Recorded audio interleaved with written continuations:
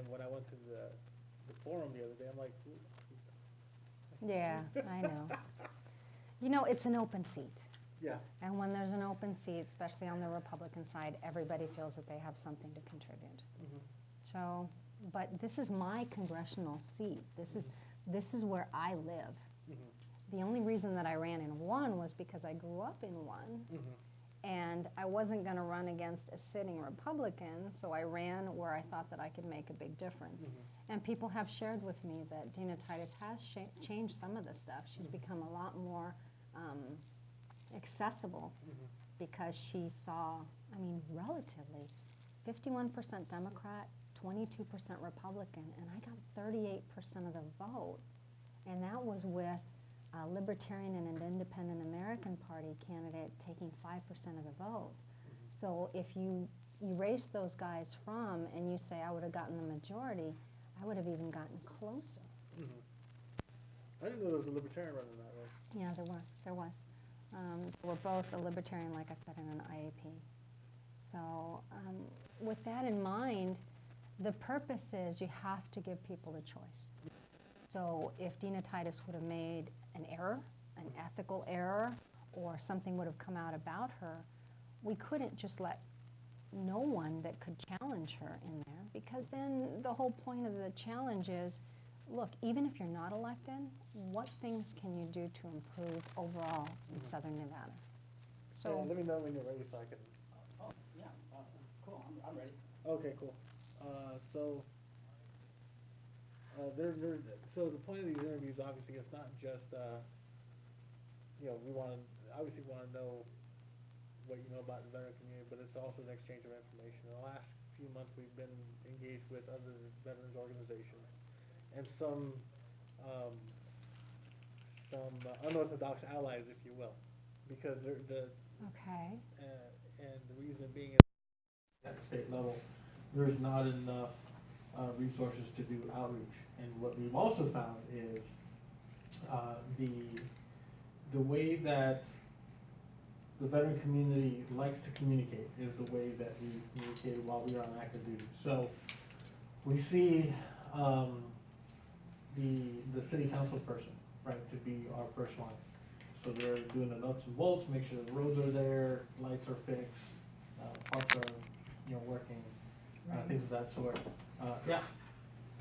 How are you? Hi, how are you? How are you? Not for coming in, or? Yeah, come on. Oh, absolutely. You sure? Yeah. The more the merrier. I You think I guys met can you the fill other it out. day. I met you, Mike Kelly. How are you? Nice I to met meet you at you. the CDA thing. You were running in, and I was I was. running. You were running out. I was coming in. I was. I had about 4 different things that I had to do that evening, so. Have you started yet? Not yet. Oh, okay. Sorry. I was. Maybe you Okay. can grab another pen. You don't know. I got him. You got a pen? Of course. Come prepared. You didn't hear that. So the other thing is so we look at our city council members to make sure that everything around us works, and then the higher we go up the chain. Right, the chain of then, command. yeah. Makes sense. But Makes sense. the one thing that's kind of disturbing, particularly with me that lives up in CD4, is so the congressman's holding a town hall at the VA, Right. but it's not being shared with the folks that's in the assembly districts that fall under CD4. Oh, really? Yeah, and vice versa. So it's one of those things like we want to tell candidates, like we want to see consistent information across the board. So if I think Senator Ford is in your congressional district. Probably. Yeah, so Probably the one now, I guess I wasn't aware of that because I do routinely get things from Crescent Hardy when he does have veterans things going on. Right. So I thought that was going way more widespread. we'll discuss it here a little bit more further, but what we do not want to see is a Democrat not wanting to share information No. because it's being pushed out by a Republican and Yeah, vice versa. no, you won't find that, and here's the way that I work, because you have to remember that this last legislative session was the first time that we had a Republican majority since 1929 in both houses. So I've either had to work with a Democrat majority or a split House, is what we call it, when you have a Republican and a Democrat. So my work engaging in legislation has always dealt with dealing with both parties. My belief is that all of us swore the oath to the Constitution once elected to federal office. And that oath does not include, I will only work with Republicans or I will only work with Democrats. And the truth of the matter is that we as Americans have a lot of things, a lot of common ground that we should be working rather than demonizing the things that were so different. Mhm. And right now the system is broken and I'm tired of the red shirt, blue shirt. So what you'll see with me is I will not only share with Democrats and Republicans, but I'll share with the Libertarians and I'll share with the Independent Americans, because if they have a political base that's interested in a particular issue, it's best to include people so that we have the best overall approach. Mhm. I don't know if the Independent American Party person's gonna have a good idea about something. And just because they're in that party doesn't mean that we're gonna exclude them. Mhm. So much of what happens in Washington and on our state legislature side is this blue shirt, red shirt thing. And it We- just, The other day we made comparisons to Bloods and the Crips. yeah, exactly. colors. And everybody loses, that's the whole Well, problem, I so. made the comparison. I'll tell you, I'm a Democrat. I'm the chairman of the Democratic Veterans and Military Families Caucus. I use the argument someone told me Munchausen syndrome. Yes. The Democrats have Munchausen syndrome, Republicans have Munchausen syndrome by proxy. So I mean, Yes. they're about, and it's like, guys, let's fix problems. People just want problems fixed. I don't care who fixes Right. it. If I'm drowning, and I'm being stung by stingrays, I don't care who comes. I Exactly. don't care. It's like for Wow, me. you're a Republican. Okay, you're a Republican. I can't I accept can't- being saved. I gotta be saved by, who cares? I mean, So I see it another way is, I'm a doctor. Mhm. People don't have a requirement to be Republicans for me to save them or for me to do whatever healthcare there is. When I look at somebody's chart, I don't say, are you a Republican? Because if only if you're a Republican will I give you X, Y, Z. If you're a Democrat, then we'll hold off. Mhm. Forget that. Yeah, I'm a physician, I do no harm. I don't care what your political party is. Yeah. Once elected, we have to move forward in the work of the people. Yeah. So, I just, excuse me for a second, I see we're having more people than. Oh, yeah. So I may have to jump out of Yeah. here, so. That's I want to sit through, 'cause Yeah. you're a great So- candidate. I gotta go, unfortunately, interview, we're short interviewers, so I guess I will well, be. because of the rain. We have it recorded, so we'll share the recording with you. Yeah, So, no, you're fine, you're fine. So do you participate in any veterans organizations? And obviously you attend meetings, but can you name specifically which ones you consistently go to? I am involved a lot with the Veterans Resource Center, and obviously the different organizations that will be opening up in there. The women veterans, some of the organizations such as the Veterans of Foreign War, the Vietnam era veterans, because there are special issues that keep coming up with Agent Orange. To a lot of them, I actually attended the Veterans Stand Down to meet a lot of the different organizations. I can't say that I'm monopolized by one. So my interest actually stems back way farther back when I was a medical student in the veterans healthcare system, working as one and as a resident as well. My husband is a Vietnam era vet, and I have many family members who I've known from a very young age that are also retired veterans from several different engagements. So I just buried a veteran this Friday. Top 3 or 4 issues facing veterans. You know, veterans have a crisis situation developing. I see it as a progression of a broken system. One of them is being able to access the care that they need. That is a huge problem for veterans, not only in healthcare, but also the educational opportunities, because once you come back and you have to reintegrate in society, there are certain tools and knowledge base that you have that as a civilian you may not have had, but you can learn. But then you need to integrate those valuable lessons, that knowledge, into civilian life. So that transition is not really smooth.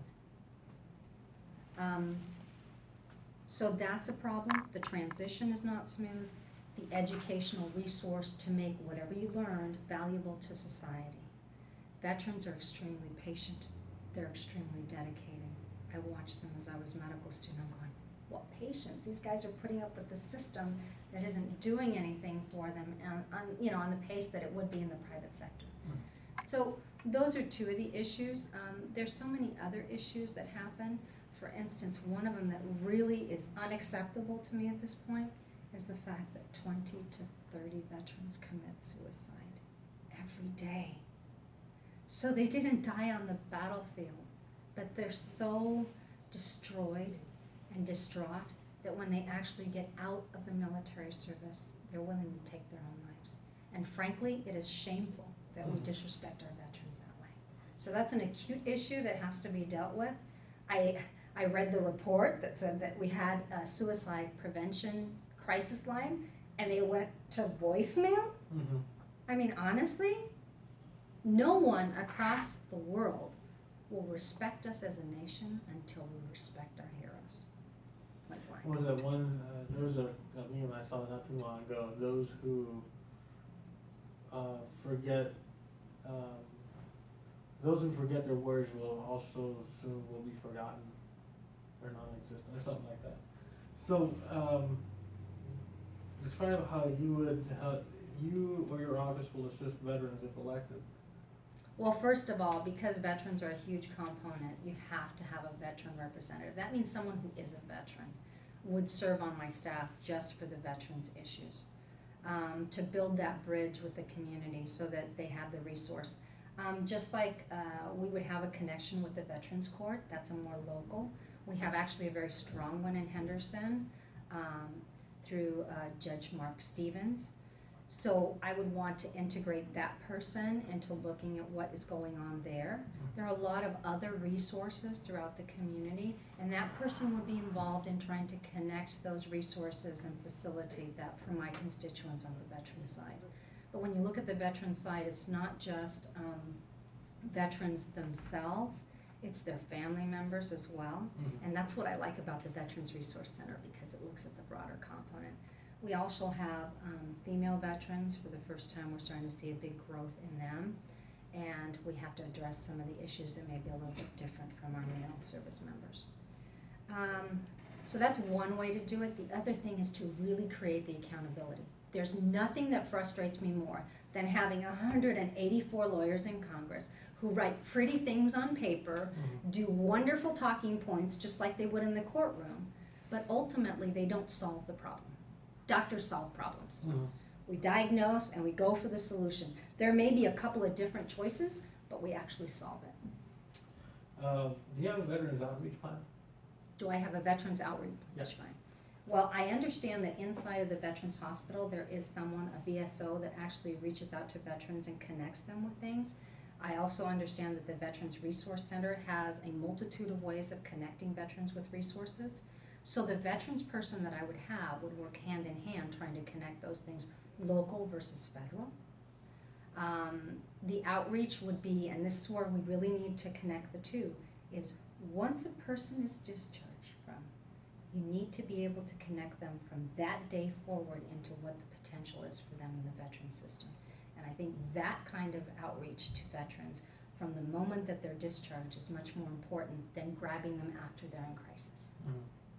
So I tell you that this is going to be a two-way street. Absolutely, please. So, veterans are not orthodox by any stretch of the imagination. No, they're we very- are, for lack of, when we were on active duty, we can get the job done. Just, and everything was done legally. Just, you might have to kind of cringe a little bit, make sure that, nothing snaps. And so one of the things we're looking at is you as a congressional representative do the crosstalk with the state legislators, both at the state senate and the state assembly.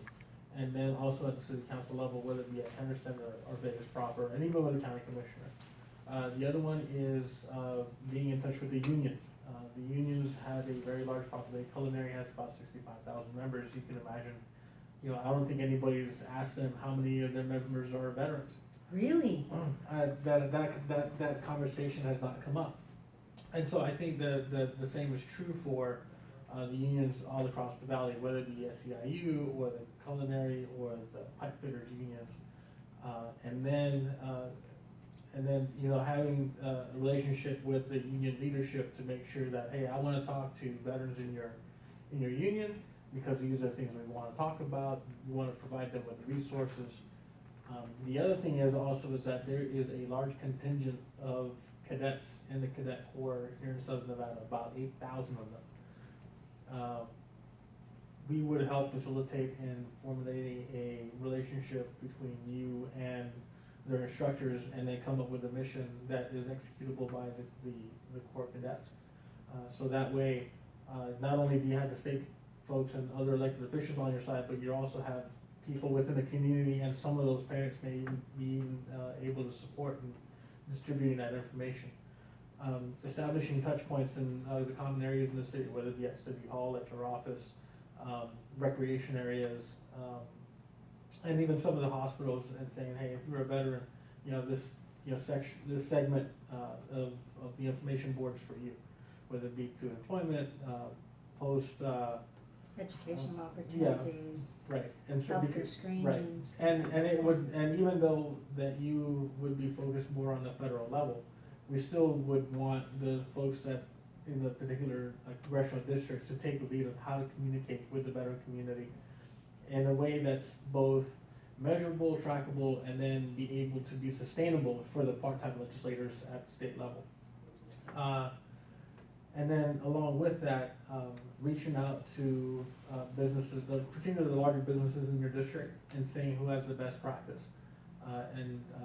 Particularly, not the ones that are unionized, but the other ones, and saying, hey, how do we, just having a dialogue and saying, Have you looked at have you looked veterans at, for right. employment? Have Yeah. you looked at veterans for this area of Yeah, expertise? or, do you have veterans in your workforce, we wanna, give out the information.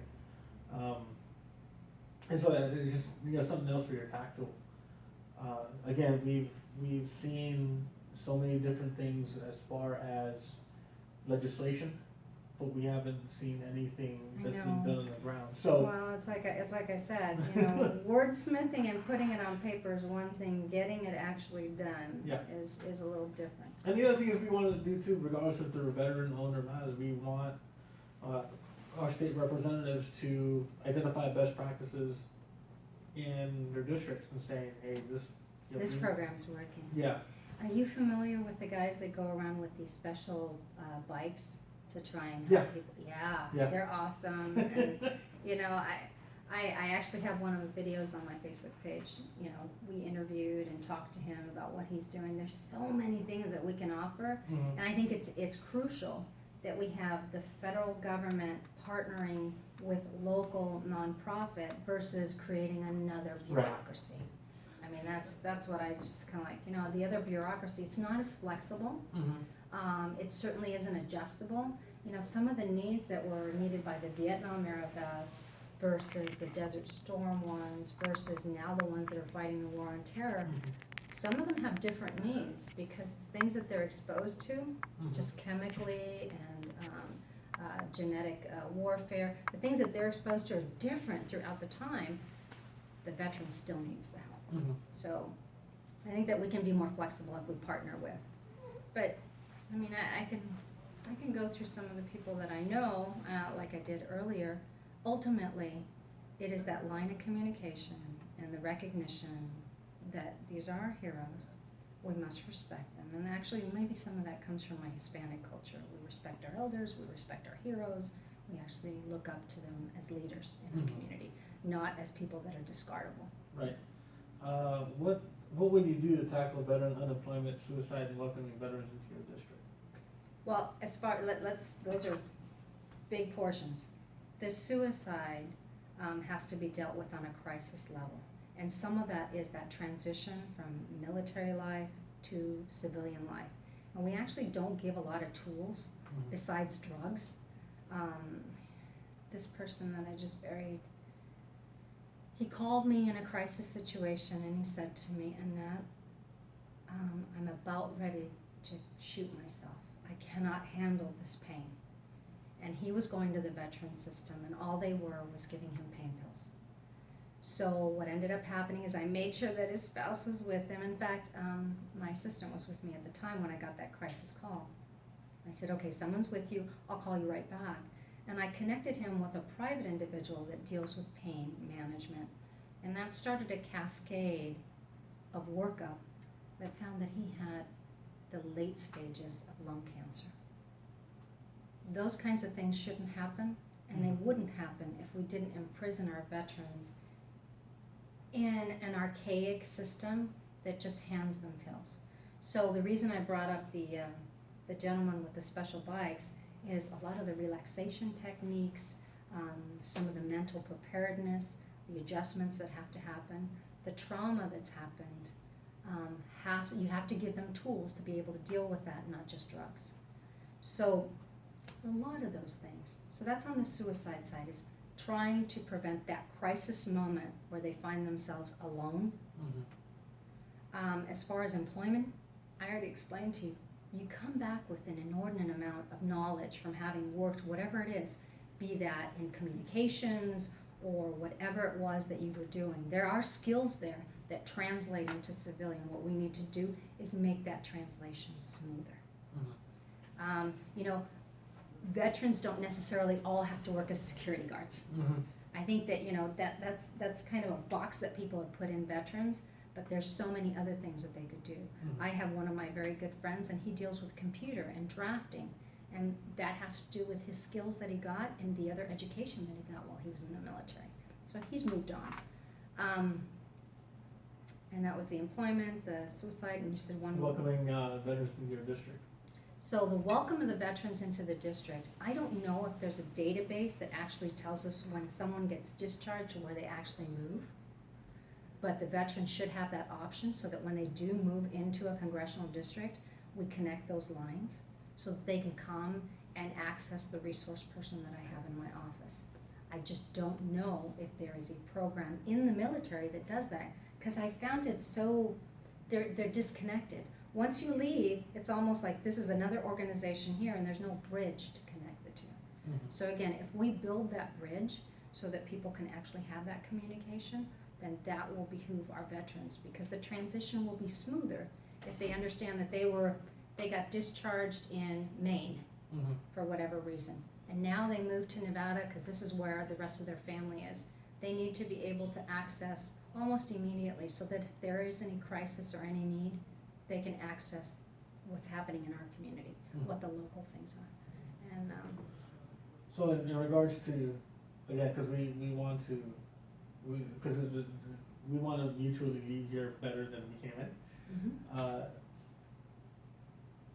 You know, by the way, thanks for taking my call too. I've had a few of those calls, and it's not the easiest thing for anybody to do. it wasn't. It wasn't, especially when I knew that he was terminal. So in regards to, By the way, he was exposed to Agent Orange and all kinds of stuff, so we don't know to this date. I don't wanna pursue that with his wife now, but, there's that risk. yeah, as far as veteran unemployment is concerned, it's particularly in Congressional District 3, Congressman Joe has done a really good job of having a job fair relatively in predictable cycles. In CD1, Congresswoman Dita Titus has had a couple of job fairs in her district, and then the Texas station up in CD4 has had a few. So having a job fair to connect businesses, to- right, Yes, is important. right, and at a time when we would love to see some coordination between CDs 3, 4, and 1, saying if like you would do 2, maybe 1 in in the summer. So we could do them, So yeah. and then spread out the the information out, and then obviously with the staff member you have appointed, also keep them apprised of the other employment opportunities that are available at the local government level. Currently, like CCSD is looking to hire veterans and veteran spouses to fill some of the empty slots. In regards to suicide prevention, okay, this is gonna sound a little goofy, and it was one of those things when we had talked about it, it was like, wow, it was staring at us in the face, but we didn't, it was one of those things, like, it was obvious that it should have been the first place to go, but because it was so obvious, we missed it. And so one of the things, in regards to suicide prevention, you know, you and your district office and maybe your staff in DC would be suicide prevention trained to set a trend. Absolutely. For not only not only for the people in government office to be suicide prevention trained, but also leadership in the business community.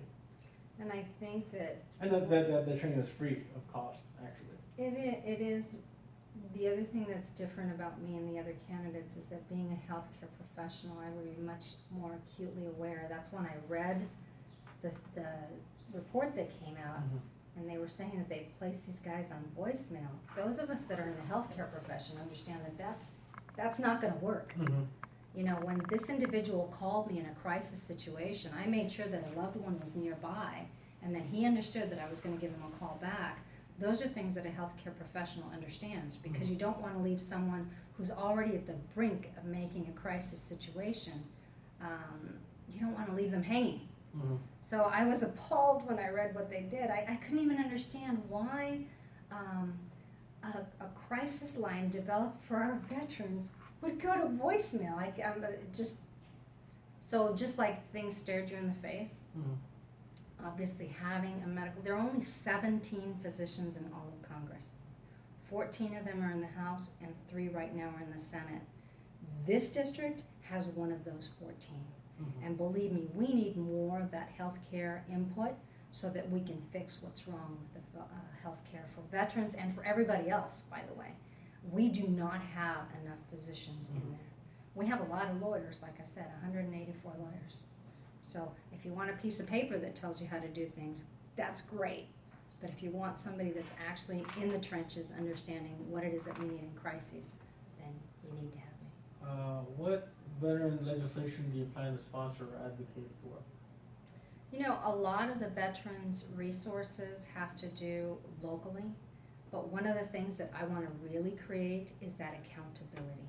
So that if someone in our veterans' healthcare system that's an employee is really not doing their job, is really hampering the processing of all those claims, there have got to be written down guidelines that say, if you fail consecutively here, here, and here, or if it is proven that you have manipulated the bureaucracy in order to enrich yourself, that's not acceptable, and you will be fired. So that kind of accountability, we need to have that. And whether that means that Congress now has to bring certain sections of the VA bureaucracy in and ask them, just like we asked Department of Homeland Security or whomever, what have you done about this, this, and this? And if it's been discovered that they're allowing people to skirt and go on administrative leave and then putting them right back in, we need to stop that.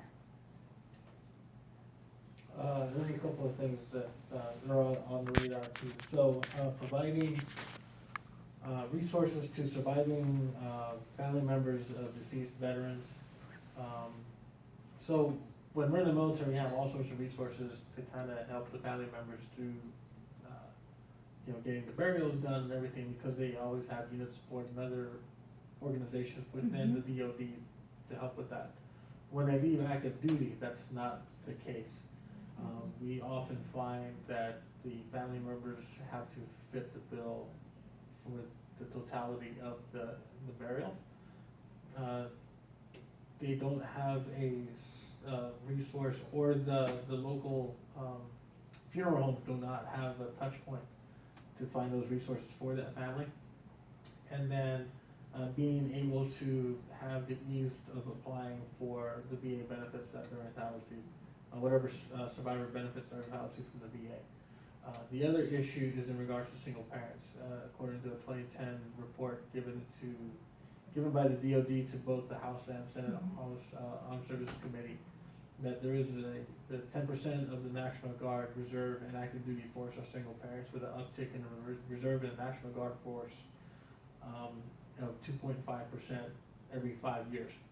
There's resources for single guys, there's resources for service members with kids and spouses, but there's not one for single parents. So that's one that we would really love somebody to take be the champion on that. And then just being able to set a standard across the board for federal employees, whether it be at the Social Security Administration, at the VA, because what we're finding now is that even though we are all public servants, they're not told to, there's not the same There's training different- requirements Yeah. across the board. And so that's, those are gaps that we're looking to fill. Everything from suicide prevention to de-escalation to, you know, just being able to, you know, what are the consequential crisis management type stuff. That is acceptable for whatever level that they're going through. So, you know, a matter of if a person seems to be coming in distraught and it's nothing really related to The particular, the, yeah, yeah. it's nothing medically, but the person is going through, you know, there's some domestic violence issues at home, you know, and that cashier is the one that draws it out of that customer, then that cashier should know, hey, you know what, sit down for a minute, we'll call an advocate for you from whatever agency that deals with the specific crisis. So, that, you know, it's. So even though they're not healthcare related, they can at least identify the problem and bring the right resource Yes. to address it. Very, very important, especially when we're talking about the veteran system itself. Because a lot of people go into the veteran system and do ancillary, what I call support, Mhm. but they may not necessarily understand that the people that they're dealing with may have these special needs. Which is one of the reasons that I don't espouse getting rid of the veteran system, Mhm. but I do espouse allowing our veterans to be able to access care more locally. Mhm. You brought up a very interesting thing that I don't think a lot of people understand. When we ask our veterans to go, like let's say that this particular hospital doesn't have the specialty that's needed and they need to go to California. If our veteran member dies in California, because there is that gap in supportive services for burial, the family has to now, not only have they commuted to go and visit their loved one, but now the family has to, if they want to bring that body back Mhm. for burial, they're going to incur costs because that's going from California to Nevada. And if you've never done that, there is a cost and it Mhm. comes out of the private pocket of the family. Mhm. So if we actually allowed that person to access that expertise locally in a private hospital rather than having them go out of state, Mhm. then we wouldn't have had that issue in the first place. Right. So I am very much for, I and my husband have often talked about the Veterans Healthcare Card, Mhm. which means that if you're on a list and you're not gonna be seen for 3 months and you're having a crisis now, but there's a private resource that's out there that's willing to address it, absolutely, you should be allowed to do that. Mhm. If there's a hospital, for instance, I don't know how much you know about our VA hospital, but there are portions that they do not have the staffing for doing certain kinds of surgeries. There's some portions of the hospital that have no furniture. Yes. So, and please don't get me started about the operating rooms and how they built them without having the proper things in them. But aside from that, Mhm. because to be honest with you, just on a sidetrack, did you know that Las Vegas and 2 other hospitals that were newly built, they had to spend an overreach of $1.5 billion to correct problems with structure? Mhm. I mean, that's unheard of. But getting back to what I'm talking about here, because I don't want to get sidetracked. When we have care that there is in the public sector, in the private sector, that can address the issues that have to do with our veterans and they can access care locally, Mhm. we should give it to our veterans. We should have that avenue open. We should never lock them up into a system that just incarcerates them into this much care. Mhm. Right. The other thing is, what can you tell us about the GI Bill? My understanding about the GI Bill was that it was an educational and a resource bill for our military personnel once they needed the extra training. It's like sort of like we have student loans for certain people. But one of the things that may be frustrating in understanding is how far the GI Bill can deal with the vocational training and that transition that we were talking about from using the skills that you have and bringing them into civilian life. So the GI Bill, and this again for information's sake, cause I'm sure you're probably gonna run into some folks on the campaign trail that's gonna, like, hey, you know, I'm always looking for educational benefits. So there's two parts of the GI Bill. There's the GI Bill that we really know of that we pay into, and then there's the post 9/11. The post 9/11 is for anybody that comes in after 9/11/01, and that specifically is they provide 36 months of educational tuition fees and costs, 36 months of housing allowance for E5 with dependents. So my zip code, that's about $13.40 a month, which is Okay. pretty generous. And then it also provides a stipend for books and materials of $1,000 annually. And there is some vocational training that can be used in with the Some of GI, it. but yeah, with the GI Bill. It's just a matter of finding who. Who will give you that training? Well, yeah, we'll give that, because I think most schools, at least in the valley, do provide. But the thing is, like, there's no. Here's funny. So, in some parts of the country, you have colleges specifically geared towards trade, whether it be electricians, plumbing, mechanics. You really don't have that here in Southern Nevada. And I'm sure there's some programs available through CSN and even UNLV. The other thing is that the post 9/11 GI Bill is transferable to children and spouses. So if I already have a degree coming out of active duty, now I need a post 9/11, then I can Get transfer. approved. Yeah. So it's food for thought in case, you know, and then that also may be, you know, something you might wanna think about as far as legislative goes, being able to make it, being able to ease the transition from the beneficiary to dependent upon the death of the veteran who's not used to post 9/11. So if a veteran, So there's no clear there's no clear. guidelines No. on how to access that. No. Again, you know, we already talked about this a Yeah. couple of times, is the transition between active duty to actual civilian life is sorely lacking on Well, many no, levels. no, but this one, let's say, okay, I'm a veteran, I haven't used my GI Bill, and then something happens to me. There should be, my post 9/11 GI Bill, even though I haven't. Should pass on, Yeah. yeah. Automatically. What can you tell us about veteran suicide? Well, it's unacceptable, 20 to 30. I think some places say 23, some say as high as 35. The 23 reports don't include a lot of the major population areas. When you try and include all the information that we may have collected, then obviously the number goes up. These numbers are unacceptable. They're higher than the general population by far, which means that there is something underlying that's creating this that we're not addressing.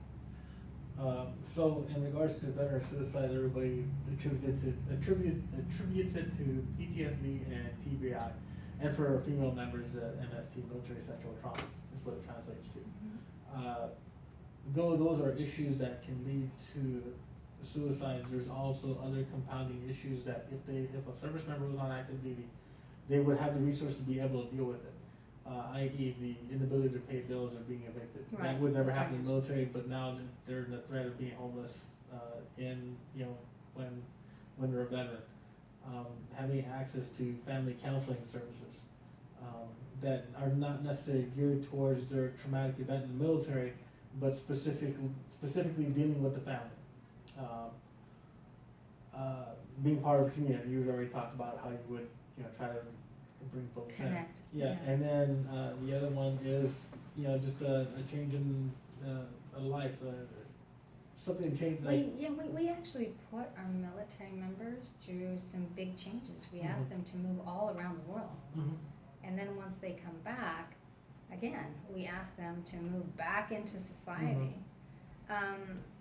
Our military members may be used to moving around when they're on active duty, but employment situations may be different in their hometown once they get back. So they may be looking at yet another move and Right. not having the support structure. That's why I think it's so important that we actually have that transition from active duty, saying, okay, well now you're going to look at, this is where your employment opportunities are. And then they get there, And no one's there to say, okay, now these are the resources in the community. Right. So, And then what can you tell us about employer support of garden reserve?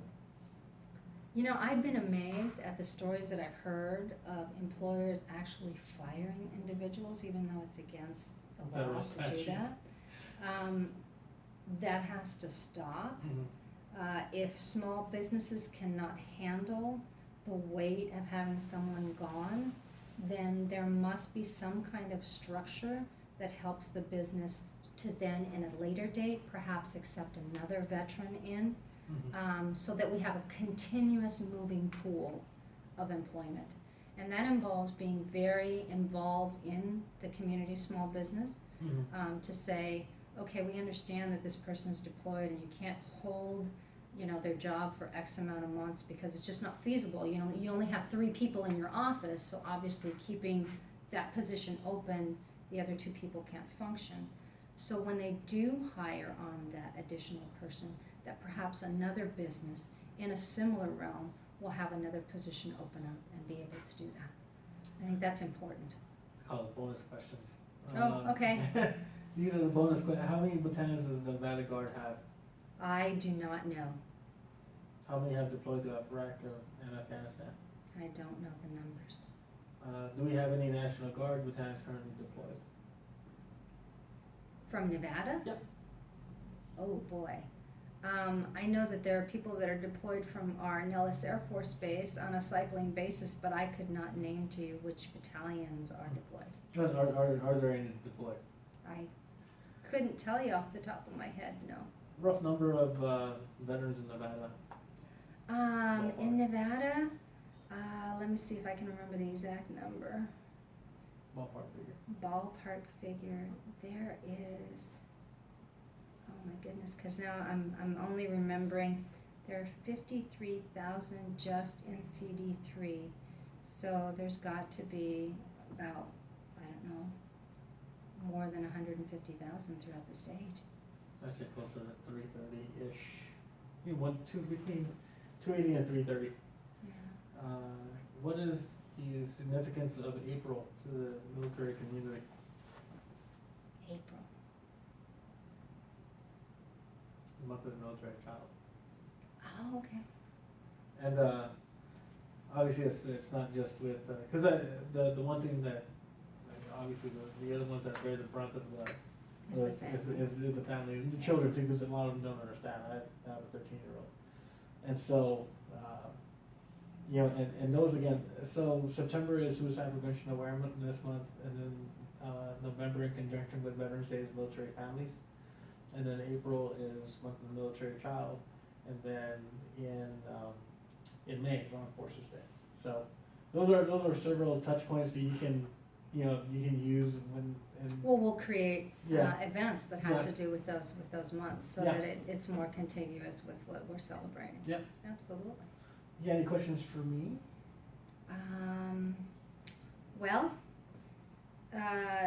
you know, a lot of what's discussed on the political realm is who's a viable candidate.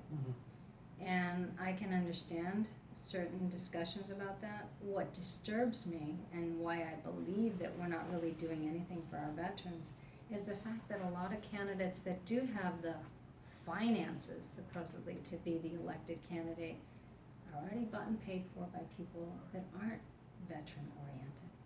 And therefore that closes the door to getting the solutions that we need.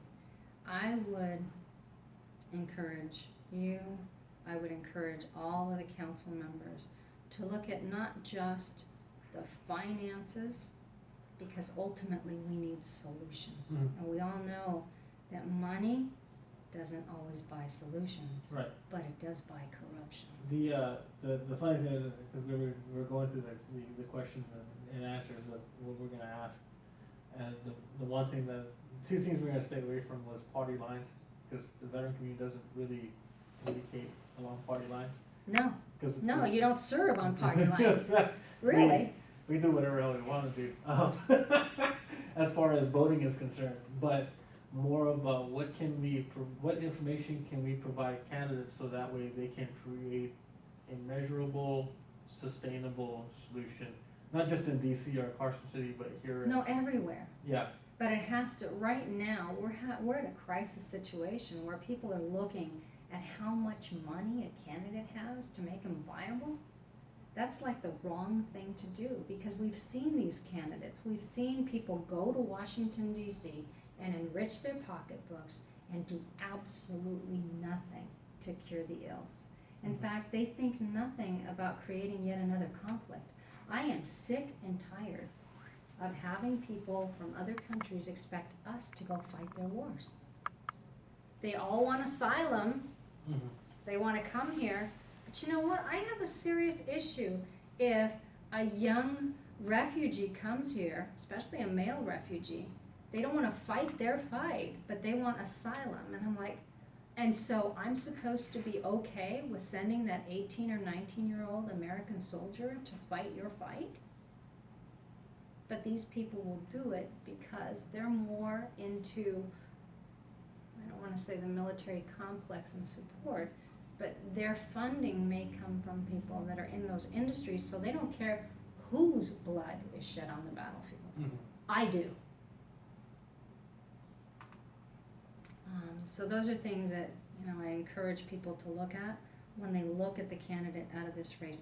We have to absolutely pick the best, the most passionate, experienced, with strength under adversity, which I am, that can actually voice those things in Congress, versus picking the guy that can have the glossy mailers and the beautiful TV ads and tell you how wonderful he is in his way of thinking. I heard about those. I don't have cable TV, so I after last election cycle, I was like, no cable TV this cycle. Well, we need to learn. We need to learn as an electorate that those wonderful little ads don't mean squat. Yeah. Well, it's good seeing you again. It's good seeing you. Want me to send you the video? Yeah, sure. Okay. That way your friend that was in here that started can Yeah. finish his evaluation.